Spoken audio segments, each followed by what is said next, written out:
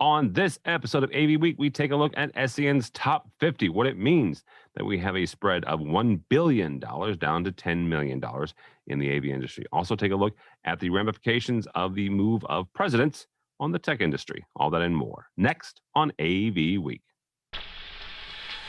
The network for the AV industry. What are you listening to? This is AV.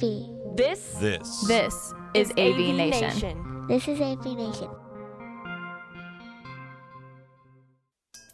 This is AV Week, episode 485, recorded Friday, December 4th, 2020. Get out. Support for AVNation is brought to you by Extron, industry-leading technology backed by world-class support. And by Sennheiser. For over 75 years, Sennheiser has been a leader in pro audio and is now offering a wide variety of touchless and traditional audio solutions for both corporate and educational campus-wide audio. This is AV Week, your weekly wrap-up of audio-visual news and information. My name is Tim Albright. I am your host. With us to discuss the news and information we put together this week. First and foremost, my buddy, Mr. Jeremy Caldera, due north of me in the great city of Peoria. Go Chiefs. Welcome, sir. Hello. Greetings, everyone. It's also the home of Avanti's, my favorite Italian restaurant, if you've ever cared to know what my favorite Italian restaurant is. So also just north of him is Adrian Boyd in the great state of Chicago. Yes, I said state because that's an Illinois joke. Go ahead, Adrian. That's fair enough. Good morning, good afternoon, good evening. And good night. And last but not least, a first-timer on this show, at least. Murphy has been on several others and actually written for us. So you two be nice to her. Murphy Daly, welcome. And she is from the, it depends on which side of the aisle you fall on, but let's just say the state of California. Nice to be here. It's so glad to join the illustrious AVNation podcast. I guess we're all Illinoisans except for Murph, so that all works. No, there was a couple of commentators which would have said the People's Republic of California, or the there's other names for California that I won't get into, but Joe Way can tell you all of them because anyhow. We have no water in the air right now. Okay. You also had no water out other places too, because you guys have a really bad drought sometimes. The drought's okay, but here in Los Angeles, the edge of Los Angeles County where I am, the humidity is about 15%. So it's really dry. And it's beautiful. And here it's cold. So hey, It's all, 6 to 1. The first story comes to us from our friends over at SCN, System Contractors News and AVNetwork.com. And in case you hadn't heard and you've been under a rock, you can join us, AVNation and AV Network, my buddy Megan Dutta, on the 10th, which is this Thursday, if you're listening to this when it posts, for an entire day, almost 5 CTSRUs. Go to avnetworknation.com to register and hang out with us all day. They annually will post a list of the top 50 integrators in the U.S. A couple things. First of all, foremost, this is self-reported. Meaning that you have to submit your paperwork. And the reason I'm mentioning that is there are several integrators at least in the States who do not for various reasons. And we've had a couple of them on. We've had a couple on from Canada who haven't submitted as well. There are reasons for that.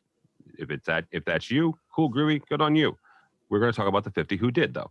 And one of them is our buddy, Mr. Jeremy Caldera and IAS. In addition to being on the 50, Jeremy, you are also part of the 4 integration firms to watch in 2021. I'm going to read the piece here from Megan.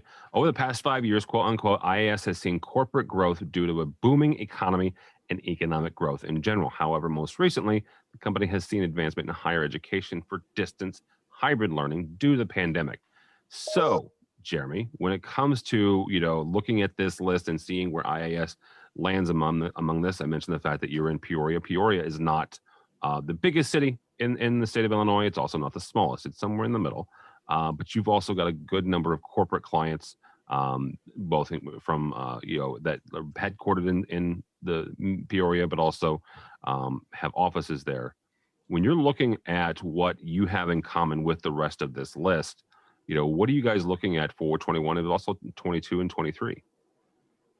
For me, it's I've always said this, right? It's going to come down to labor anymore, right? And that's how you excel as an integration company.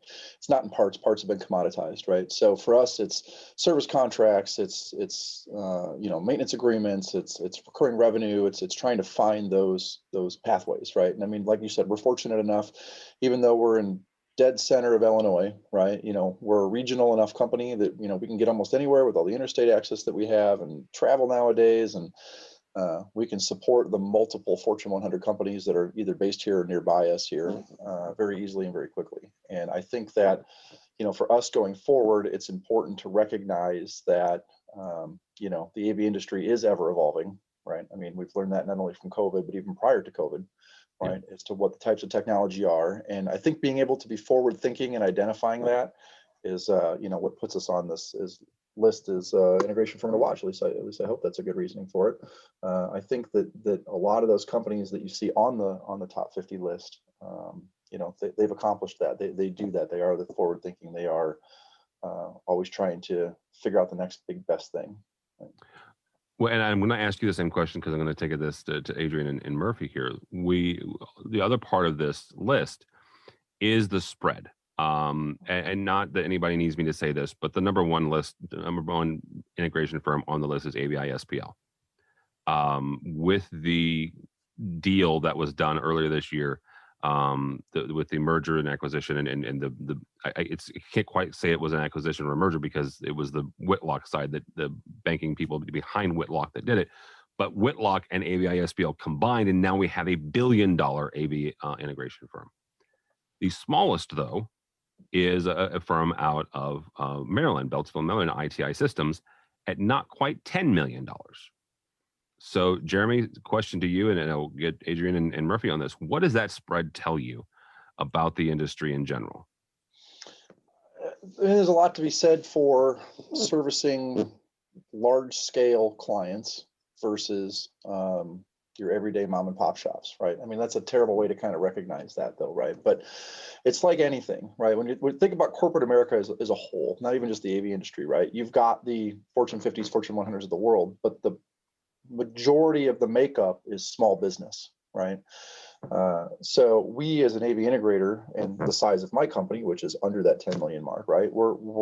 We fall under that small business, but then we also service all of that small business. So for us, it's really easy, and it's sometimes more cost effective and economical for companies like us to service companies like that. Versus the $1 billion companies that come in who have sometimes significantly more overhead than me.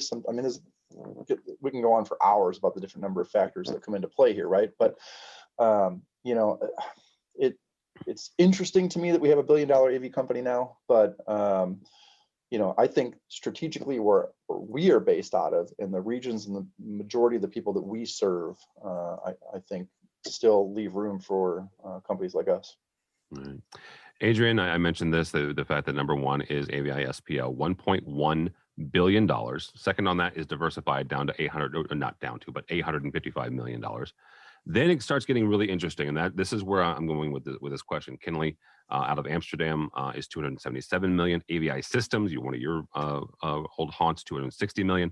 And Avidex rounds out the top five at $152 million. $1.1 billion to $150 million in the top five, Adrian. So that spread, that jump is quite significant as well. What does that tell you about the health of the industry, the economic health of the industry? Well, we've always known that our industry as a whole has been fairly healthy. We have our ups and downs. We certainly, a lot of us remember the 08, 09, there was a lot of market upheaval.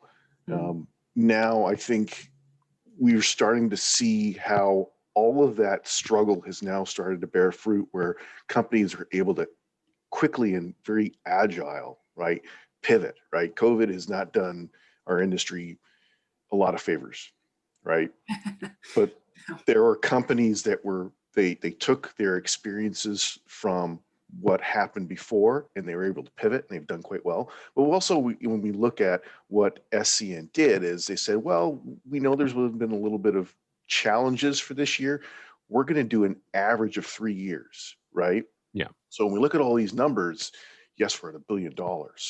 but it's also, that's $1 billion over 3 years, and we just had a merger. So I think it'd be really interesting when we get into the next 2 years, when this comes out again, to see what sort of has kind of streamlined, right?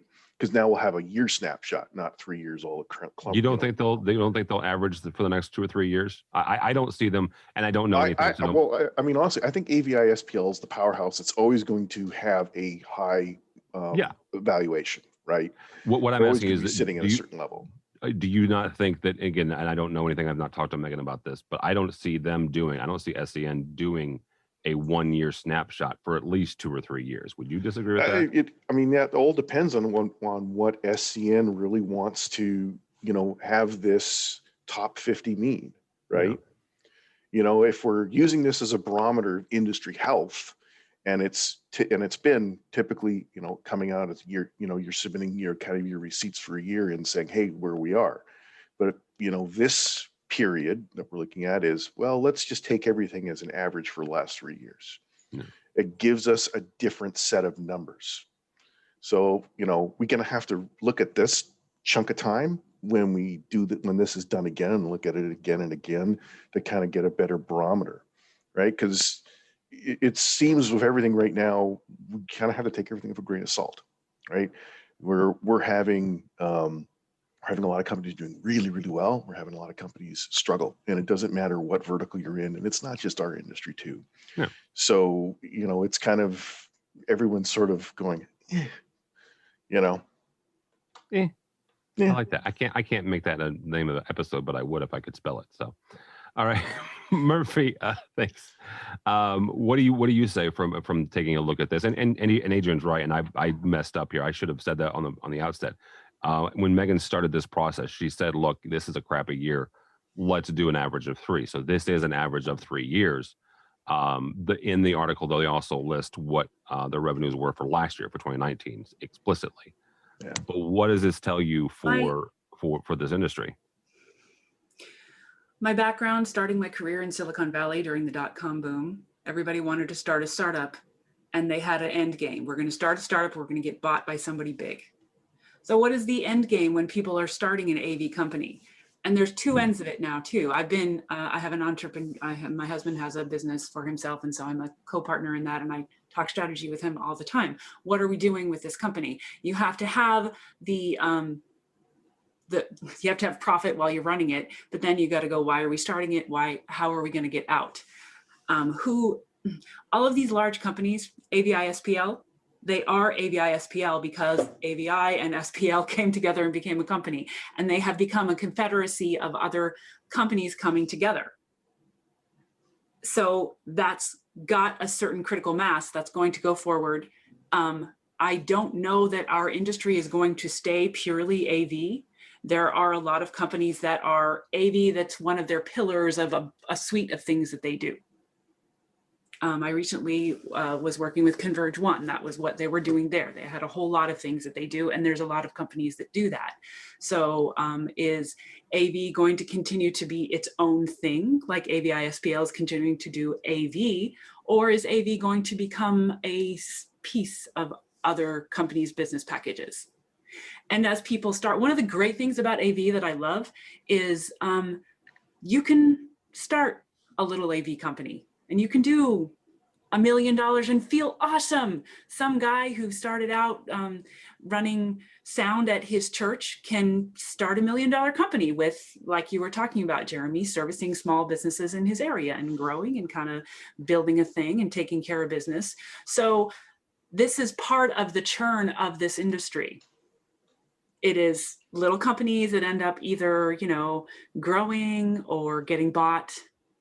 So the health of the industry is fine, and we're going to have ups and downs because, well, there's business now and there's not business then, and as things go along.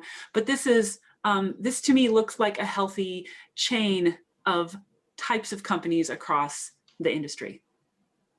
And where you think about where is each company going to go? Is this one going to grow bigger? Is it going to sell? There's the other thing too, is at what point does the person who started the company that grew it to a several $1 million company, or hey, $1 billion company, good luck, When are they going to retire? When are they going to sell it? When are they going to get bought? Where are they going to hand off to the next generation? There's a lot of companies that are thinking about transitioning in that way too. Yeah, and the getting out part really kind of speaks to a number of in a certain demographic and a certain generation, because there are a number of folks who are getting to a certain age that either have not sold yet and they don't have a good exit strategy. So that will be interesting to watch over the next 3 to 5 years. It really will. And what's really interesting is what Murphy mentioned is, with 3 of the top 4, a big chunk of their growth has been through mergers and acquisitions throughout their company's history. AVI SPL, Diversified, and AVI Systems. They've all had these sort of big key mergers and acquisitions that have grown their company, grown their footprint, and helped contribute to their growth as, a leader, are sort of an AV industry leadership of sorts, right? Yeah. So it'll be interesting to see what that next step is going to be for them, but also a lot of the other companies, because that's where we're at. We've all seen it in our regions where companies, they didn't have a proper exit strategy and they've collapsed, and you've got people going, I don't know what I'm going to do. Yeah. Versus companies that have great exit strategies. They do things like ESOPs, or they look for a merger, or an executive leadership team buys it out from the owner. So there's lots of those situations that we have in our industry, and we see it all the time. Yeah, absolutely. All right, next story comes to us from our buddy Craig McCormick. How Biden presidential term could affect AV integrators and tech giants. This is not a political story. I want to repeat, Caldera, this is not a political story. I get picked on. It kind of is. It kind of is a political story. I say that somewhat tongue in cheek. It's the somewhat headline's political. Come on. It is it is a political story, because the different stripes, different colors of states and ties do have different takes on businesses, and that's exactly what McCormick is talking about here from the article. While it's too early to say what Joe Biden's first term as president of the United States will mean for AV integrators, other tech leaders for the next 4 years, it's clear that Biden's policies seem less friendly to large corporations than Donald Trump's have been. This actually goes right off of the talk about AVI SPL and Diversified and others. Adrian, go ahead. 100% agree. I'd like to say it's kind of cute to think that we're talking about AV companies as big. There's $1 billion company. Good for you. There's one that's 800 million. I don't know. I'm going to argue the opposite, where it's going to affect companies of my size more than it's going to affect AVI SPL. Okay. Tell me how. I mean, it's tax increases across the board. That's what's really going to hurt companies that are the smaller companies, the under $50 million a year companies. They greatly affect us. And I'm in Illinois. So if I could pick my company up and move it in any direction, north, south, east, west of Illinois, I would be far happier, because I'd be paying way less in taxes in general, right? Move to Nevada, Florida, Texas. Anywhere, right? Anywhere but the state of Illinois, and maybe California, because there's the second. I'm just gonna say, you're talking to a Californian there. In all reality, Illinois and California are the two worst when it comes to small business taxes and driving business out of the state, right? So I've got a state problem, but at the same time, having that state problem means I don't want a federal problem too, right? So I can tell you that all of my employees see more money in their paycheck now with the tax policies that are currently in place. We as a corporation pay less in taxes than previously we did. And I have a genuine fear that that is going to increase just based on the actual policies that I've seen and read. So as far as that goes, that's a big thing. I mean, there's other parts of the article here that go into the tech giants like the Googles and Facebooks and things like that. But, those don't really affect me.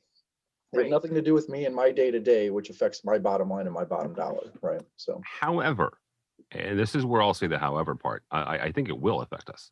And this is the reason why. One of the parts of the article talks about the antitrust legislation that is very possible to be implemented here. And when you talk about GAFA, and just as a reminder, GAFA is Google, Apple, Facebook, and Amazon.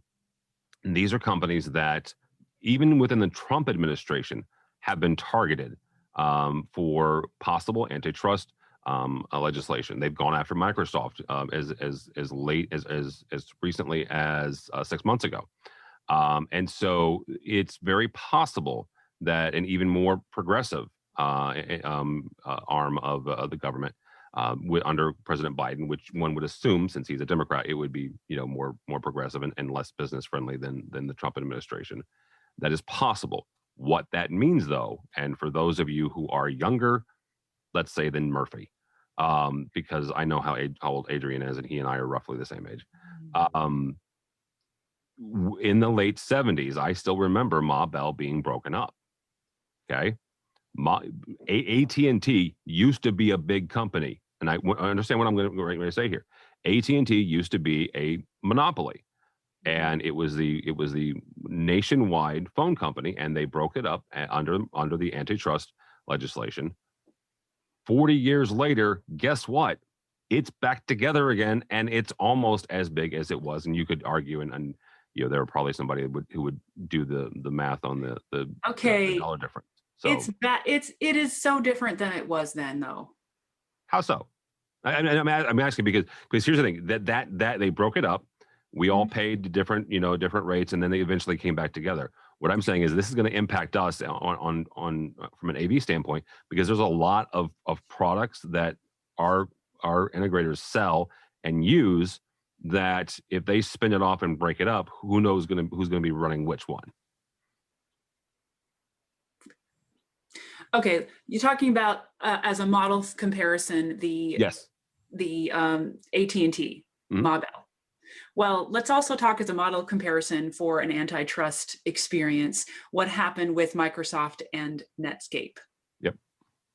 By the time we already have forces in process, Google and Facebook are already, and Amazon's a big one, but are already kind of getting some erosion in place. So by the time Netscape had their day with Microsoft, it was a totally moot point, because the industry, the customers had moved on.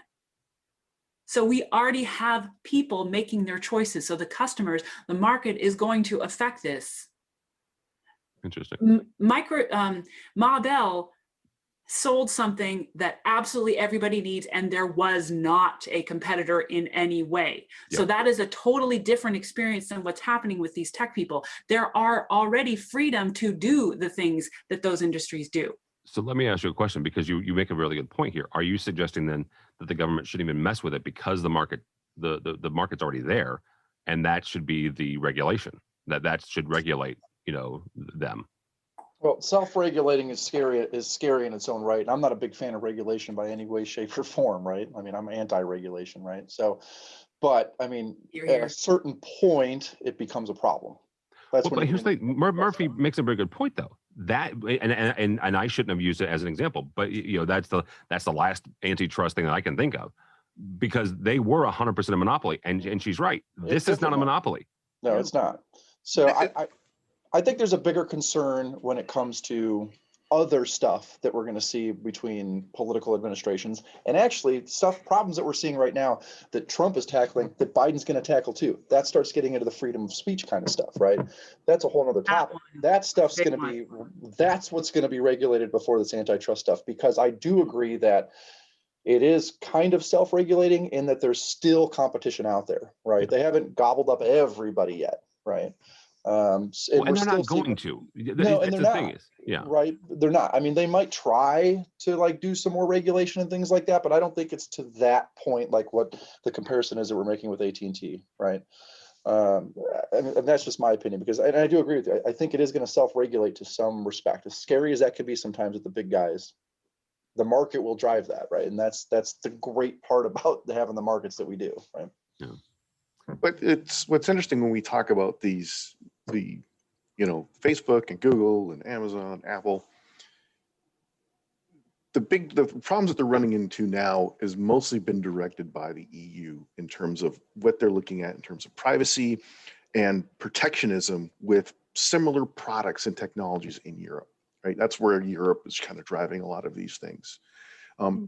Back here, North America, it's a different bit of a play, but at the same time, we do have states attorneys in the federal government in the US, not so much about Canada, but because of the products and services that these companies have developed and we use, how entrenched they are, right?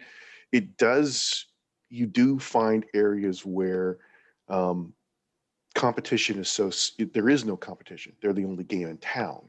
So in that sense, it is possibly a monopoly, right? There's, if you wanted to get a product that was like Amazon's Alexa, right? Who do you have that's comparable? Apple's got something, Google's got something, Microsoft. Did you just say Apple has something? They have there with Siri. You're so cute. I got one right there. Oh, Got that's two. so you look at products as similar, but there isn't like a third party product from somewhere else out there. Oh, I don't know. Maybe Josh AI. Sure, there is. So you look at things. When we look at devices, right? There's only a couple companies make similar products. When I look at that group, Apple's really the only. I might get myself a little trouble, but when you look at Apple, I think is really the only true sort of all-encompassing, all-in-one Very political hardware. They're a hardware company that has a bunch of stuff.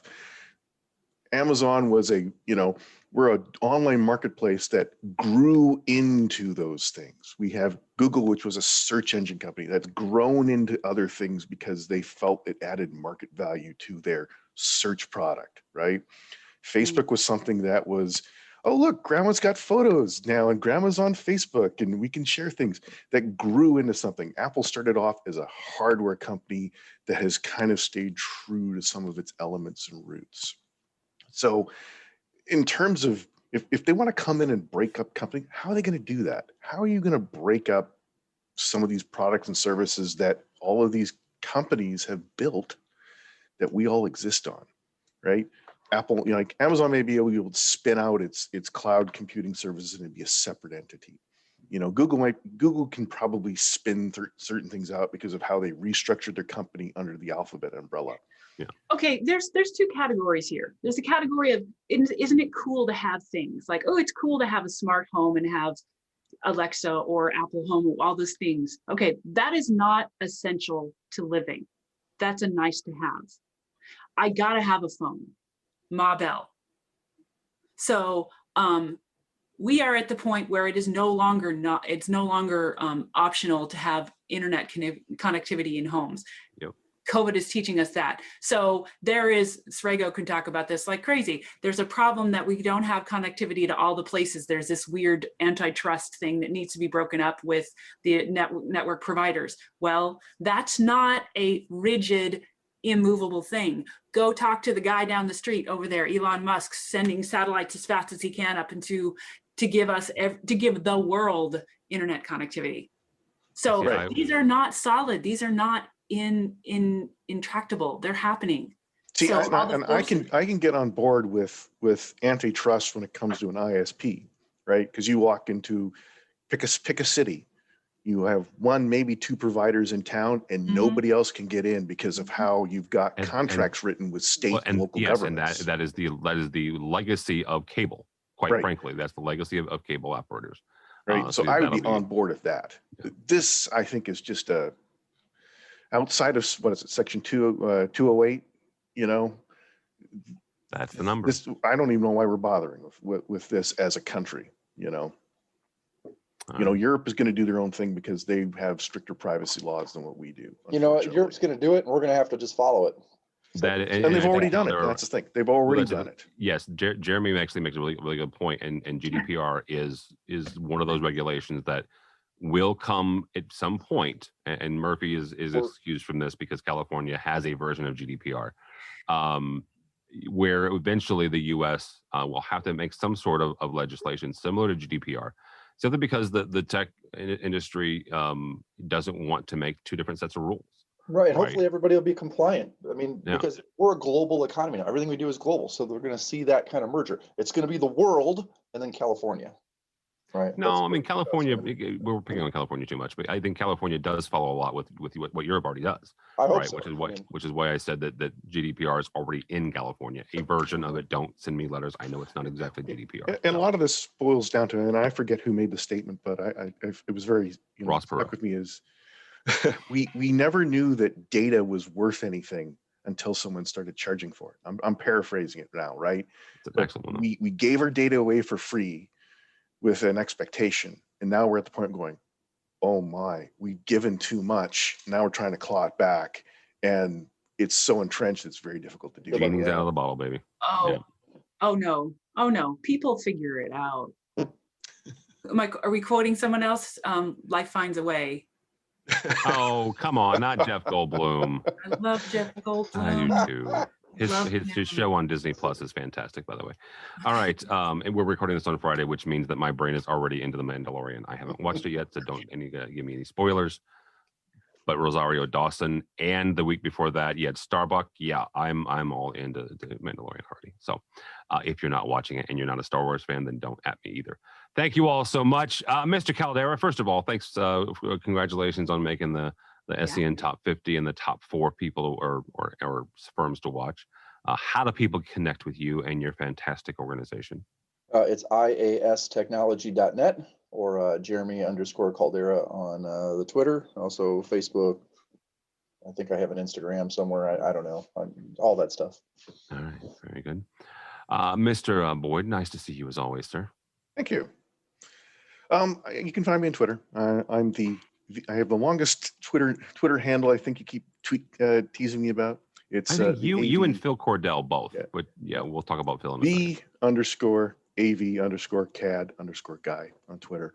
I'm also now a sales engineer with D10, and we manufacture all-in-one Zoom appliances. So if you're so inclined to look at Zoom rooms, we probably have some of the best in-class products out in the market right now. They're pretty slick. I've messed with them around with our buddy Chris Dutto at a couple of different shows. So Chris works for Starin. Starin sells. Starin's one of our partners. Yep. Murphy, so nice to have you finally on this show. Like you. I said, you bounced around AVNation for quite a while, and I finally get to land you. So how do people connect with you if they would like to? Yeah, you can find me on Twitter and LinkedIn, written by Murphy, all one word, just to make it easy. And right now I'm looking for my next opportunity. So if you got a job, let me know. I can do so much for the AV industry, and I'd love it so much. I'm so glad to be part of this podcast. Specifically, if you could write your ticket or write your job, who or what would you do? That didn't sound right. Who would you work for, or what would you do? I really like UC a lot, so I'd love to help the world get better at it. And I think that the AV industry is the best place for that to happen, honestly, but there's a lot of maturity that needs to happen from the AV industry providers. No, that's fair. That's fair. All right. For me, for Tim Albright, don't follow me because at this point in the season, I'm bemoaning the fact that the Bears still suck, but they're still my Bears. But go by the website if you would, please. AVNation.tv. That's AVNation.tv. Find this program and a host of others. While you're there, check out our supporters. These are the folks who help us bring you AVWeek and ResiWeek and all the others. Also, I mentioned this at the top of the hour or top of the show. Go by AVNetworkNation.com. You can hang out with me and Megan Dutta, a whole lot of really great folks for the day on December 10th. Get yourself 4.75 CTSRUs. It's called the AV Network Nation event. Really great stuff. And Megan's doing 2 panels. I'm doing 2 panels. Lots of really, really great keynotes. So check that out at avnetworknation.com. So thanks so much for listening. Thank you so much for watching. That's all the time we have for AV Week.